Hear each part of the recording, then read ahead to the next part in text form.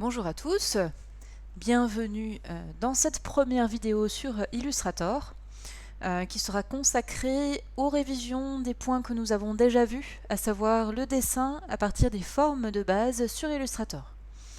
Voilà, donc pour pouvoir faire cette révision, j'ai créé ici un petit document parce que c'est plus sympa de travailler sur quelque chose d'existant. Voilà. Alors, avant tout, on va vérifier qu'on a le même espace de travail, donc on va faire fenêtre, espace de travail, les indispensables, ou sinon réinitialiser les indispensables. Voilà, pour que vous ayez cet espace. Ensuite, au niveau des outils, pour qu'on ait les mêmes outils et qu'on ait tous les outils, on va de nouveau faire fenêtre, barre d'outils et avancer. Voilà, parce que sinon, avec de base, vous êtes comme ça. Donc moi, je préfère qu'on soit sur avancé, comme ça on est sûr d'avoir tout ce qu'il faut. Parfait. Alors, donc pour travailler ici, je vais créer un plan de travail ici à côté. J'en profite aussi pour me mettre sur propriété et vous montrer, vous rappeler que quand on sélectionne un outil, j'ai des options particulières qui vont être proposées dans propriété. Donc propriété est complètement flexible, il va s'adapter au contexte, aux outils que vous utilisez. Voilà, donc c'est parti, je prends donc l'outil plan de travail, je clique sur nouveau plan de travail, pouf, pour me créer un deuxième plan de travail qui a exactement les mêmes dimensions que celui qui est à côté. C'est comme ça par défaut. Voilà, et donc on va pouvoir travailler sur ça. Ensuite, alors je vais aller dans Calque. Vous, si vous créez un nouveau document, vous n'avez qu'un seul calque pour commencer. Le mien là tout en bas il s'appelle calque 3, mais vous c'est calque 1. Bon, peu importe, ça n'a pas d'importance ici. Alors dans ce calque 3, en fait, j'ai placé le fond, donc je vous laisse faire de même. Le fond, alors donc on prend ici l'outil rectangle. On crée notre forme, voilà. Et dans propriété, on va modifier les valeurs, enfin les couleurs donc de fond et de contour. Donc on va venir cliquer ici, on va mettre une couleur de fond. Alors moi j'avais créé un noir particulier, vous pouvez prendre le noir de base, ici ça ne changera pas grand chose, si ce n'est qu'il est un petit peu moins joli. Hop. On pourra voir plus tard si vous voulez comment créer ce noir particulier. Ensuite on va aussi enlever hop, le contour, parce qu'il ne nous intéresse pas ici. Voilà. Alors, petite chose que j'aurais pu faire dans ce document, c'est rappeler aussi l'utilisation du fond perdu. Donc, pour mémoire, il faut cliquer sur Format de document. Et ici, hop, je peux rajouter un fond perdu. Alors, on peut mettre 3, par exemple. Voilà. Bon, mon document était vraiment petit, donc forcément, voilà, il était de 40 par 41, donc forcément, le fond perdu, il a l'air énorme. Voilà, alors si je mets un fond perdu, bien sûr, il faut que je tire mon fond comme ceci jusqu'au bord rouge, sinon ça n'a pas d'intérêt de rajouter un fond perdu. Voilà, bon, je reviens en arrière, une petite parenthèse que j'ai faite. Voilà, donc je reviens sur les calques. Maintenant que j'ai placé mon fond, je vais pouvoir verrouiller donc, ce premier calque, et ensuite je vous laisse en créer un deuxième. Donc moi il existe déjà ces formes cuivrées. Je vous rappelle juste comment faire pour créer un nouveau calque. Il vous suffit de cliquer ici. Sur nouveau calque. Voilà. Alors ensuite, bien sûr, si moi je laisse ce calque verrouillé ici, je ne peux pas travailler dessus. Vous voyez, il y a ici un petit symbole. Il y a un rond barré avec un crayon. Donc ça veut dire qu'on ne peut pas travailler. Alors, je fais attention de bien déverrouiller pour pouvoir rajouter des choses ici. Alors, donc, dans ce calque que vous pouvez nommer forme cuivrée en double-cliquant sur le nom, on va placer donc ces formes géométriques pour réaliser cette espèce de dessin mystique là.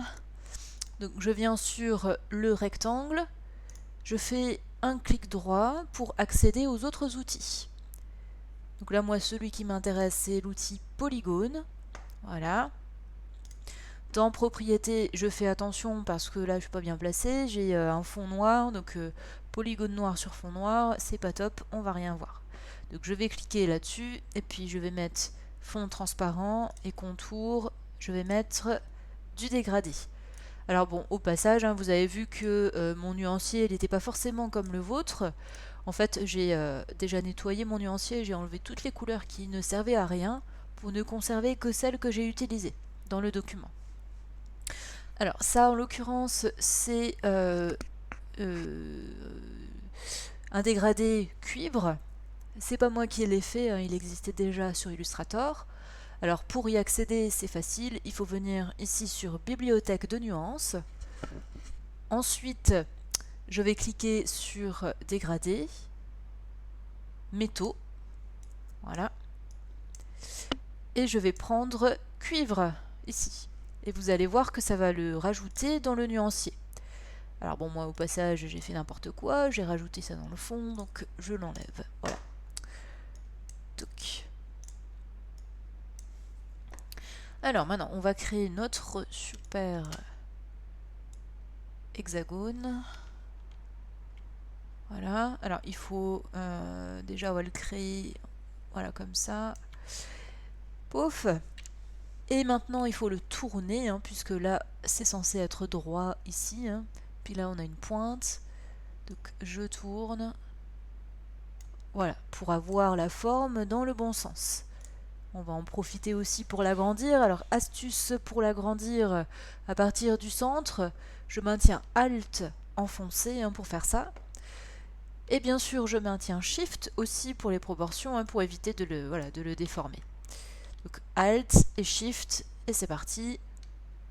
J'agrandis, peut-être pas trop, voilà, à peu près comme ça, et je lâche. Oups. Très bien. Ensuite, donc je reprends l'outil polygone. Je recrée un deuxième polygone. Voilà. Bon alors ça c'est joli, mais c'est pas trop ce qu'on veut. Moi ce que je veux c'est un triangle. Alors donc je reprends l'outil sélection, je clique bien sur mon objet et je vais venir dans propriété, transformation.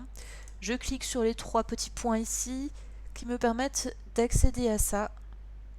Donc ce curseur il me permet de changer le nombre de côtés. Voilà, donc là on met 3 bien sûr, hein, pour avoir un triangle. Et là, rebelote, je maintiens Alt, je maintiens Shift et j'agrandis. Ouais, alors j'ai l'impression que c'est pas très bien aligné cette affaire. Alors regardez, on va faire un truc pour aligner les deux formes correctement. Donc je sélectionne les deux, hexagone plus triangle. Et ensuite, là j'ai un raccourci vers le panneau alignement, toujours dans propriété. Je clique là et je clique là. Non, mauvaise idée. Donc je clique juste sur le vertical, oui, voilà. Alors ensuite, je vais juste voilà, zoomer un petit peu et puis réduire parce que les pointes, elles montaient un peu trop haut. Voilà, donc là il faut juste ajuster sa forme correctement, hein, que ça ressemble à quelque chose, que ce soit à la bonne taille aussi. Voilà, ça c'est bien, parfait. Alors vous voyez les dégradés, ils sont un peu bizarres, ils sont bizarrement placés, hein. Normalement je devrais avoir du blanc ici et là j'ai du blanc et du marron. Donc on regardera après comment faire pour essayer de faire en sorte que ce soit plus joli. En attendant, on finit de tracer nos formes. Donc là, j'ai le petit triangle à faire. Donc là, c'est la même chose que le grand. Alors peut-être plutôt que de retracer voilà, une forme qui ne convient pas, on va prendre ici l'outil sélection. On clique sur le triangle et on va faire édition copier, édition coller devant. Alors quand on colle devant, je rappelle, hein, ça permet en fait d'avoir deux triangles superposés. Donc là j'en ai un premier, c'est celui-là. Et si je le masque, je vois que j'ai le deuxième en dessous, hein, celui d'origine, qui est encore présent. Voilà, donc c'est édition coller devant, hein, qui permet de faire ça. Celui qui est au-dessus, donc je le sélectionne. Et puis encore une fois, je fais Alt, Shift, voilà, pour pouvoir réduire tout en maintenant les proportions et l'alignement également. Et après, je n'ai plus qu'à tourner. Ah, mais tourne-toi, allez, voilà. Donc, je tourne mon triangle. Si vous maintenez Shift, encore une fois, toujours le bouton Shift, hein, qui nous aide beaucoup ici, je vais pouvoir tourner à 180 degrés. Ensuite, je fais Alt, Shift, encore une fois pour réduire, hein, c'est toujours les mêmes opérations. Très bien. Ici, vous pouvez constater que ce triangle-là est bien trop fin, donc je retourne dans Propriétés, et je vais changer la valeur d'épaisseur, ici. Donc je vais mettre un point. Voilà, alors on va peut-être même tout sélectionner, et on va mettre un point partout, parce que c'était pas les mêmes valeurs sur tous les triangles, enfin sur toutes les formes. Très bien, donc je termine ici le cercle, toujours en faisant Alt-Shift. Alors là, le fait de maintenir Shift en créant le cercle, ça permet de ne pas avoir, comme ceci, une ellipse, un ovale. Hein. Là, j'ai un beau cercle, c'est exactement ce que je veux. Donc parfait, et après, encore une fois, Alt-Shift pour pouvoir réduire en respectant les proportions et le positionnement. Oups. Très bien. Alors vous voyez là je viens de faire une bêtise, je voulais sélectionner mon cercle, or j'étais resté sur l'outil cercle, donc qu'est-ce qui se passe? Il me propose de créer d'autres cercles. Voilà, donc ça c'est pas ce que je veux bien sûr, donc on se souvient bien hein, que sur Illustrator, quand on veut sélectionner des objets, on revient sur l'outil sélection. Voilà. Ensuite, donc là le cercle, ouais, je vais essayer de l'agrandir encore un tout petit peu, oups, un tout petit peu. Alors, autre astuce pour agrandir un cercle ou même n'importe quelle autre forme, je vais le faire aussi à partir de propriétés. Alors, je peux ici choisir le centre, hein. Vous êtes peut-être comme ça, il faut bien que ce soit le carré du milieu qui est sélectionné. Et là, je viens dans la valeur L par exemple, et puis je vais faire attention aussi à ce que ça se soit bien coché. Et là, je vais voilà, changer les valeurs. Alors bon, c'est vraiment de la pétouille, hein. On va mettre 15,2 par exemple, un petit peu plus. Voilà, 15,4, ça me semble pas mal, et lui on va le réduire un tout petit peu. Voilà, encore un peu. Très bien, voilà, c'est vraiment parfait. Ok, donc là il nous reste plus que les traits à rajouter également, donc il y avait 3 traits à faire. Avec l'outil trait qui est ici, donc je vais tracer un premier trait comme ça, voilà. Et ici en fait, vous allez pouvoir dupliquer ce tracé. Alors je vais montrer encore une autre méthode, donc c'est Alt-Shift. Ah zut, pardon. Alt d'abord, je glisse et ensuite seulement j'appuie sur Shift, sinon il n'est pas content. Voilà. Et après, je peux cliquer sur symétrie. Voilà. Je déplace en maintenant Shift pour que ce soit bien aligné par rapport à ça. Et on est pas mal. Nickel. Donc là, il n'y en a plus qu'un à faire ici aussi. Donc je reprends l'outil trait. Alors c'est super parce que là j'ai un repère commenté rose qui s'affiche à l'écran qui me permet de vérifier que je suis bien aligné par rapport au centre du triangle. Donc on ne va pas se priver de cette indication, on fait bien attention et on tire son trait, on l'agrandit éventuellement s'il faut. Voilà, comme ça. Alors je vais bien resélectionner l'ensemble une deuxième fois pour bien remettre un partout parce que vous voyez là on n'avait pas la même chose dans toutes les formes, chose bizarre d'ailleurs, je ne saurais pas dire pourquoi ça fait ça. Parce que normalement j'avais la bonne option qui était cochée, enfin bref, c'est pas grave. Donc je sélectionne toutes ces formes, ensuite, et puis on va revenir là, et on va cliquer là-dessus, donc ça c'est pour harmoniser un peu le placement du dégradé, hein. C'est un peu plus joli comme ça. Ok, très bien. Alors ensuite, il y a aussi le placement des traits là qui est pas très jojo, donc on va changer ça. On va s'arranger pour que les traits soient vraiment à l'arrière du dessin. J'en profite pour rappeler qu'il y avait deux niveaux de hiérarchie possibles dans Illustrator. Vous aviez un premier niveau entre les calques. Donc là, en l'occurrence, le calque 3 est en dessous de forme cuivrée. Et ensuite, nous avions un deuxième niveau de hiérarchie avec les formes dans un seul calque. Donc ça, c'est ce deuxième niveau qui m'intéresse ici pour changer le placement des traits. Alors, si je change la disposition, soit par clic droit, soit par propriété, ou soit par objet, en fait, donc là j'ai fait arrière-plan, donc si je fais ça, ça veut dire que ça va me placer le trait à l'arrière du calque forme cuivrée, mais pas à l'arrière du document. Donc quand je fais arrière-plan, en fait ça me met à l'arrière de forme cuivrée, mais ça reste toujours devant calque 3 là, donc devant le fond noir. Je rappelle, dans le calque 3 c'était du fond noir. Donc là, je peux faire la même chose ici pour ce trait-là. Lui, il est tout en haut, là, quasiment. Donc là, si je fais clic droit, disposition et arrière-plan, voilà, c'est pareil, vous voyez, ça le met à l'arrière de forme cuivrée, mais ça reste au-dessus de calque 3. Et donc, rebelote, je fais la même chose pour ça aussi. Alors, autre façon de faire, qu'on peut faire pour ce troisième trait, c'est de prendre ça, et puis de le glisser, voilà, comme ceci, à partir du panneau calque directement. Très bien. Alors ensuite, maintenant qu'on a fait ça, on va tout grouper.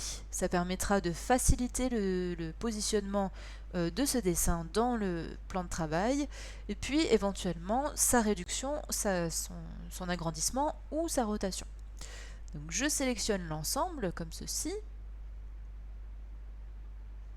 Voilà, alors je ne sais pas pourquoi il ne me sélectionne pas tout. Ah oui, d'accord, ça c'est les objets qui étaient ici, donc c'est normal. Voilà, donc je prends l'ensemble des formes qui sont ici, et puis je peux cliquer donc soit ici sur associer, ou faire un clic droit associer ou objet associé. Plusieurs façons de faire, comme d'habitude.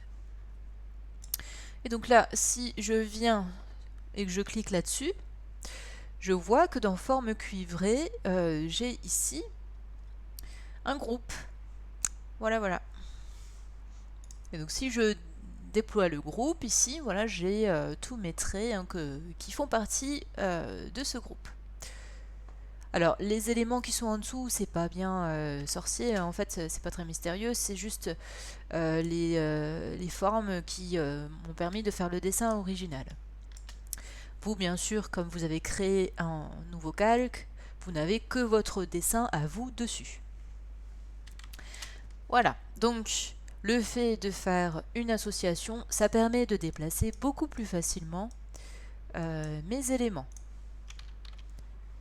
Alors que si je compare avec à côté, là, ici, voilà, si je prends mes formes, là je vois qu'elles sont isolées, bon ben là, je risque de faire ça, donc de péter complètement mon dessin, c'est pas terrible. Voilà. Ensuite, donc du coup, ça, comme c'est dans un groupe, c'est plus facile aussi pour le placer sur le plan de travail. Vous voyez, là, c'est aligné n'importe comment, c'est pas au centre, c'est pas top. Alors, pour aligner ça correctement, donc tout à l'heure, on avait le machin alignement.